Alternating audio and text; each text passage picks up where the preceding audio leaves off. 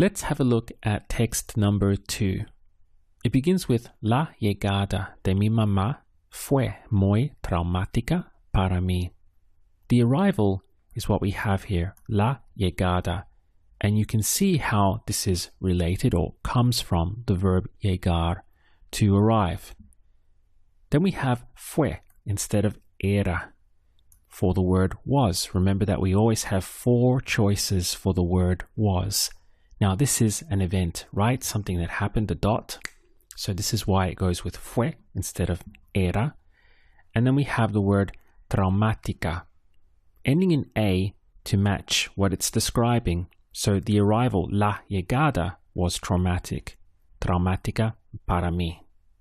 So let's take this word as well as some vocabulary that we could add to our list. Then we have somehow I knew that I had to get through it. This is this sentence here. So somehow is a great piece of glue. De alguna manera, somehow. Then we have sabía, I knew. It's actually quite rare that the verb saber will go into a dot past. Normally, it's sabía, a line in the past. Then we have tenía que, for I had to. So this is matching as well, keeping the line going. Sabía que, tenía que. See, it's all one line. I knew that I had to. And then the verb superar. This is another useful one because it means to overcome or to get through something. And it's ending in la because we're still talking about la llegada all the way back here. So I knew that I had to get through it. This is where the la is coming from. In the next line we have tenía que hacerlo soportable. If you wanted, I suppose you could also say tuve que hacerlo soportable. Either way there would be correct. Basically you're saying I had to make it bearable. So from the beginning, somehow I knew that I had to get through it. I had to make it bearable. We might also choose this word and add it into our list. Soportable, bearable. Now we have si no fuera. This also came up in text number 1. But in this case we have si no fuera por el apoyo. If it wasn't for the support of my husband. And actually we could split that up. So we have si no fuera por. This is the piece of glue. If it wasn't for, and then we have the word for support, el apoyo, de mi esposo. If it wasn't for the support of my husband, no creo que pudiera haberlo hecho. Here we have another gap in our Spanish. This again relates to the past subjunctive. So what it's saying is, I don't think I could have been able to do it. If it wasn't for the support of my husband, I don't think that I might have been able to do it. Something like that. This pudiera belongs to the past subjunctive. Now we have a little variation. De alguna forma. This also means somehow. You can see we have de alguna manera or de alguna forma. Either way, both will stand for somehow. Encontré una manera de ignorar sus comentarios negativos. So this is, I found a way to ignore her negative comments. Something I'll draw your attention to here is this bit, una manera. You could also say, I found the way to ignore, and that would actually sound a little bit more natural in Spanish. This way is more related to how we would express it in English.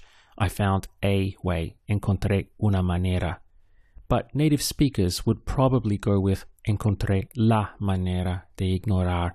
And actually you can see this in action in the first text. If we scroll up and we try to find it, here it is. Pasan su tiempo tratando de encontrar la manera instead of una manera. Now you would be understood and it's not quite a mistake, but it's just a little bit more natural to say the way instead of our way as we would in English. Then we have the verb ignorar, to ignore, and then comments would be comentarios negativos, negative comments. Now we have another piece of glue, el hecho de que, the fact, or more specifically, the fact that. Notice that they stick in de here, el hecho de que. Cualquier cosa, this means anything, cualquier cosa. No importa que tan pequeña sea. Here you can see the little subjunctive being used here. So it's saying that the fact that anything, regardless, or it doesn't matter how small it might be, que tan pequeña sea, it could annoy her, puede molestarla. Here we have the verb to annoy, molestar, or to bother. Básicamente, no noté ninguna diferencia en ella en comparación con antes.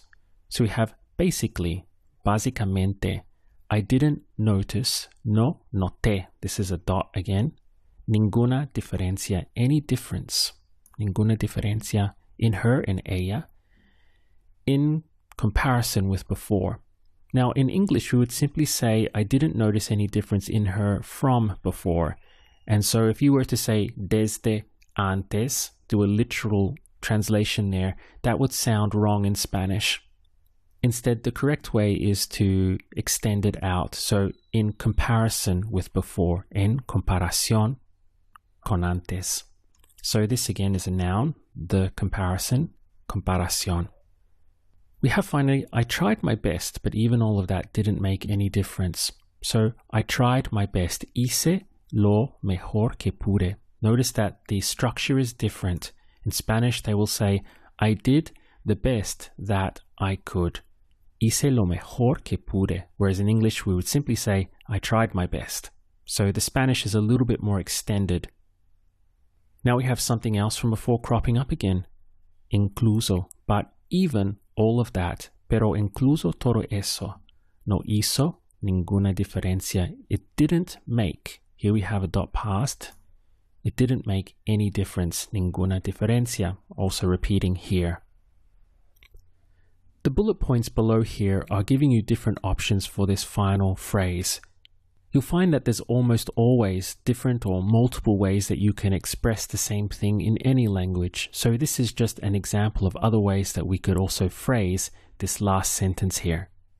Now, just as before, I would like you to create your own vocabulary list from this text, learn it, and then come back to the test and see if you can translate back into Spanish.